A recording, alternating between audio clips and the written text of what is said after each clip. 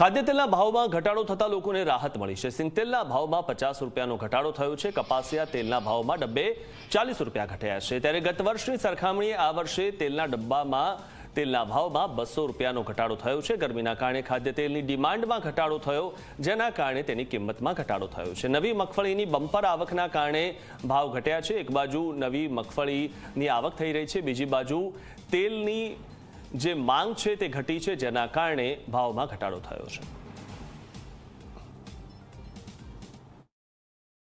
ખાદ્ય તેલમાં તો અત્યારે ઉનાળો હોય તો જે તેલી પદાર્થો છે તો એ લોકો એનો ઉપયોગ ઓછા કરતા હોય, એટલે હાલ જે તેલનો વપરાશ છે તો એ ઘટતો હોય છે અને એવરી યર ઉનાળાની શરૂઆત થાય એટલે તેલોનો વપરાશ ઘટતો જ હોય છે। તો એ કપાસિયા તેલ છે અને સિંગ તેલ છે, એ સિવાય મકાઈના તેલમાં પણ બી ઘટાડો છે અને રાયડા તેલની આવક છે તો રાયડા તેલમાં પણ બી ઘટાડો છે અત્યારે।